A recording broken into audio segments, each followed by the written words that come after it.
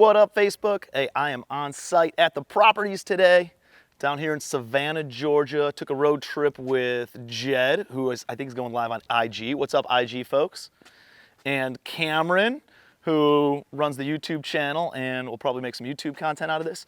And Nick got dressed up for us also. He brought his best corduroy shorts that he could find today, a Washington Capitals t-shirt with no collar on it, and he did change out his hat though. He had a, what was it, Redneck Ricky hat Redneck on. Ricky's boiled peanut hat, and he changed that out to make sure he looked classy enough for you guys. That's right. And instead got a Common House Ale Works hat on with some sort of rope across the front of it. So it's good of him to contribute and make sure that he got all fancy for you guys. So I'm on site outside of Savannah, Georgia, one of the suburbs here.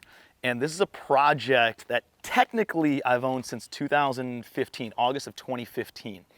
At that time, there were, I think there's 125 of these townhomes. And today's a garbage day, so it kind of shows like shit. It looks a lot better without trash cans. But there were about, out of 125-ish units, 40 of them were built by the developer, who put in all the infrastructure of everything else, the common areas. And there were about 84 townhomes that were not built. And this happened, this guy ended up giving back the land after the collapse in, I don't know, 08, 09, 2010, 11, 12, somewhere in that range. And the bank had this on their books. And so it was a small bank, local bank, with like $80 million in assets. And they desperately needed this couple $1 million of land, non-performing debt off of their books. And so if you don't have familiarity with like the banking industry, it's something like, I think if you have 10% of your assets in non-performing status, you cannot lend any more money. Like there's a federal statute that you're not allowed to lend any more money.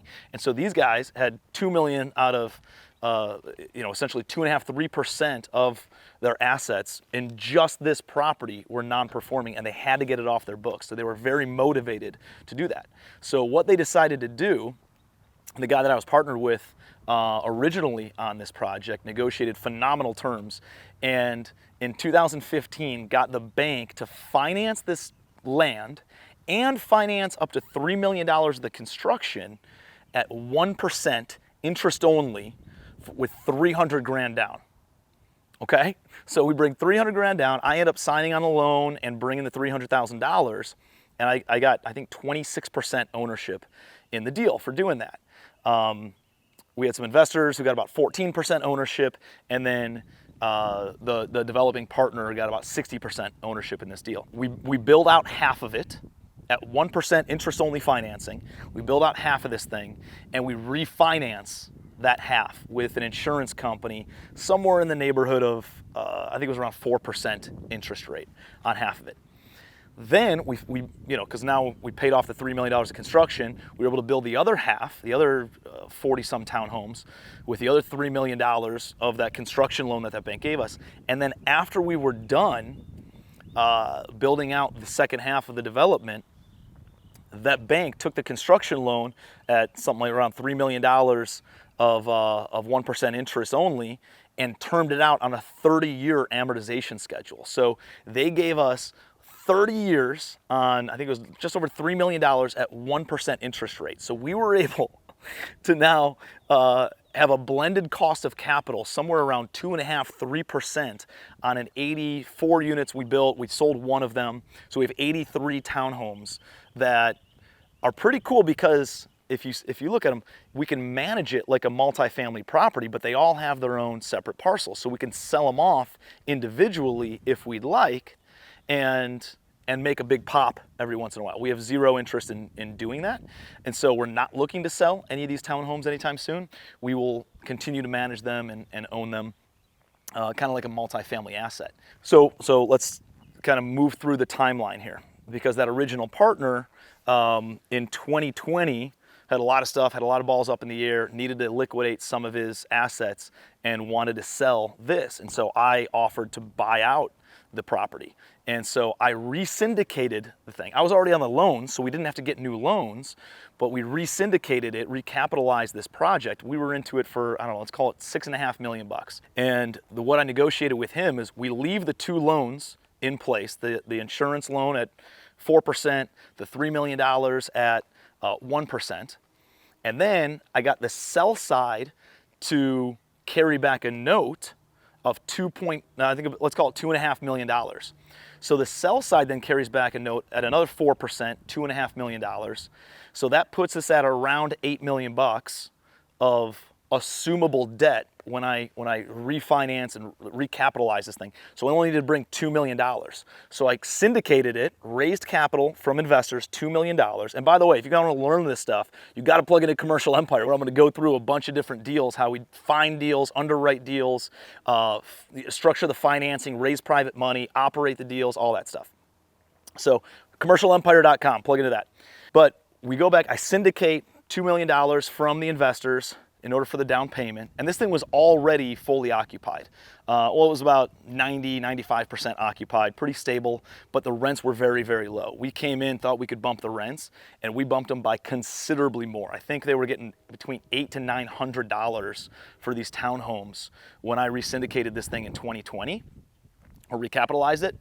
And in the past 24 months, they're now getting $1,325 a month, and that should bump up to about $1,395 over the next 12 months. So we're now getting like almost, I wouldn't say double, but we're getting 60, 70% more in rent than we were just 24 months ago, and we're 100% occupied, which means if you're 100% occupied, you could probably increase rents by even a little bit more. You want to be in that sweet spot about 95% occupancy. That's going to show you, the amount of demand for the amount of money that you're asking, the amount of rent that you're asking for the property. So, resyndicated this thing, $1,325 a month in rent currently, and several of these tenants are kind of getting bumped up. Some of them are at $1,100 right now, and as their leases renew, we'll continue to bump those up until everybody gets up to that market rate. And I got people knocking on my door. Again, we're into this thing for $10 million. We have only invested more cash from cash flow into the property that's self-sustaining. And we're getting offers at $15 million in 24 months for what we've done here. So not interested in selling, but it's kind of nice to know that you got a couple of bucks of increasing the value of your balance sheet a little bit, your personal financial statement. That's where we're at. And again, every month we make a mortgage payment. We have 4% interest on, what is that, about $6.5 million of the month, or $6 million, no, hang on, $5 million of the money.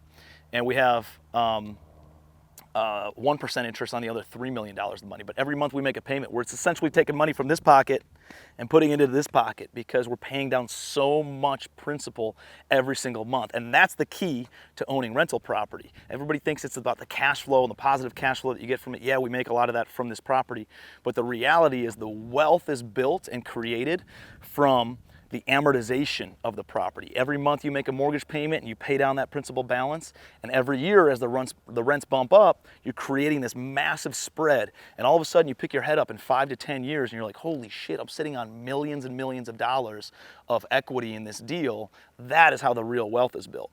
The wealthiest people I know, they don't sell property. They refinance every 10 years, pull a bunch of money out tax-free, put it in their pocket, live off of it, and then let their tenants pay down the loan amount on their assets again for another 10 years, and they just keep that cycle going. That's how real wealth is built. So hopefully that's helpful. I'm actually going to head over to a development deal across the street where we're building another 82 townhouses like this, and I'll show you guys each phase of the development. But keep an eye out, and I'll walk you guys through that one. So appreciate you. Hopefully this is helpful. If you want to learn more about this stuff, again, plug into Commercial Empire, commercialempire.com, and we run through all the different aspects of finding deals, underwriting deals, raising private money for deals, securing the financing for deals, operations, project management, property management, asset management, and exit strategies. So I will see you guys at the new development deal. I'll see you. Any bonus Instagram content? Oh, IG gets a little bit of added value here. Here's the thing, there's deals like this out here. You know, in order to close on this transaction when we resyndicated it, I didn't need to go and get a new loan and go through that whole process. I was already involved, obviously, in the original purchase of the property, and so I knew the title was clean. I knew a lot of that stuff. We still ran some of that to make sure that we kind of covered our ass with our new investors and our new partners. So you want to still do the due diligence, but at the same time, I knew that title was clean. I knew the loans were in good standing and all that kind of stuff. So we just transferred LLC membership interest from the old ownership structure to new owners. And so it was a very seamless transaction. We didn't have to go through title companies. We didn't have to run a bunch of, or pay a bunch of fees for title type services and everything. We were able to just sell membership interest in the LLC. And by transacting that way, we were able to keep our costs, our legal costs and transactional costs down to a minimum. I mean, literally, probably less than 10% of what the transaction would have cost if we sold it outright. So that's one of the reasons on why you do an LLC membership transfer as opposed to going through the actual traditional sale process. But if you're buying from somebody you don't know and you're not involved in that, then obviously you want to still run title and do all that kind of stuff. Make sure you have the right protections in place. But that's one of the things that we were able to do to creatively reposition assets that we were already in a minority position in, put us in a majority position, create a great opportunity for new investors, and make sure that the sell side got paid out really, really well too. So hopefully that is helpful. And if you got any questions, put it in the comment section. Happy to create some more content. And I'm gonna go live at one of the new development where we're building these things out, where I can show you, hey, here's what it looks like at the beginning phase, here's what the concrete phase, here's the framing phase, here's the rough-in phase with electric and plumbing and HVAC, here's what it looks like with drywall, and then finally the finished phase. So we'll go phase, building by building, phase by phase.